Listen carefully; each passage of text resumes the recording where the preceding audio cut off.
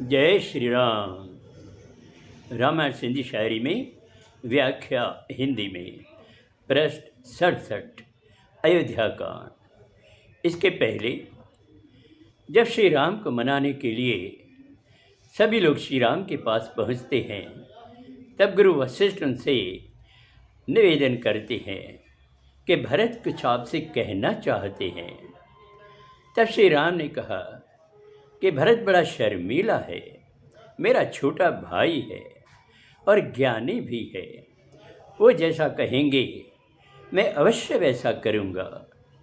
तब गुरु वशिष्ठ ने भरत से कहा कि जो भी तुम्हारे मन में है वो बात श्री राम से कह दो।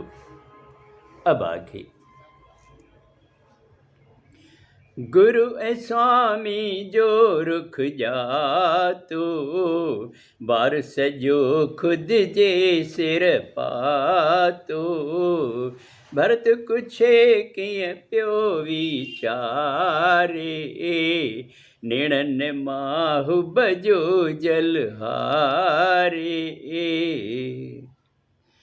जब भरत ने गुरु वशिष्ठ और श्री राम का रुख जाना तो उनको ऐसा महसूस हुआ कि अब पूरा भार मेरे सिर के ऊपर है। सभी ने मेरे ऊपर जिम्मेदारी डाल दी है। अब भरत कुछ कहने की स्थिति में नहीं था और विचार कर रहा था और आंखों से आंसू बहा रहा था। रामवरी सोई दुहिरायो, भरत चईडे पहजो रायो। सोत कंदासी जो तू चाही, धर्म रक्षक ए ज्ञानी आही।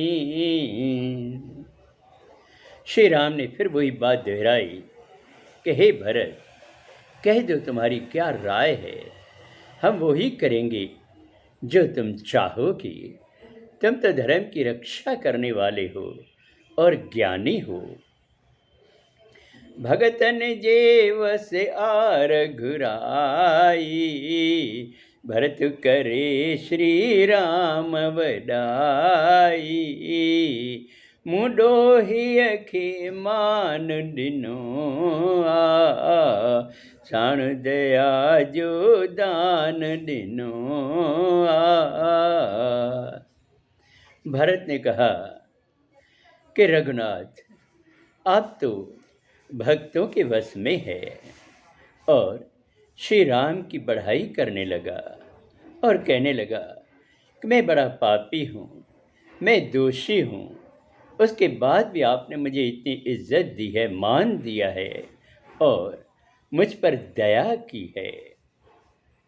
महर घणी आहे कई, रघुकुल मणिस भरीते। भरत झुकाए सिर चयो, मन में धारे प्रीत। भरत ने कहा कि रघुकुल मणि ने बहुत कृपा की है सब तरह से।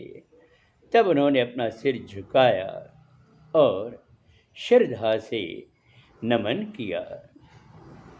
जो स्वामी में सोच समाए, सो कहे लायक को न चवाए। सेवक जो हित इन में आहे, हरदम स्वामी सेवा चाहे। भरत बड़ा मन में सोच रहा था और सोचकर उन्होंने कहा, हे स्वामी, मैं ये जानता हूँ कि जो स्वामी के मन में सोच पैदा करे वो किसी लायक नहीं है। मैं किसी लायक नहीं हूँ, मेरे कारण आप सोच में पड़ गए हैं। सेवक का तो हित इसी में है कि वो हरदम स्वामी की सेवा करे। नाथ अर्ज मोहि जो बुधो, कोई रख जुराय। जो भी मुनासिब थो लगे, आज्ञा द्यो रघुराय। भरत ने कहा, हे नाथ, मेरी विनती सुनिए। और उसके बाद ही अपनी राय बताइए। जो मुनासिब आपको लगे वही हमें आज्ञा दीजिए।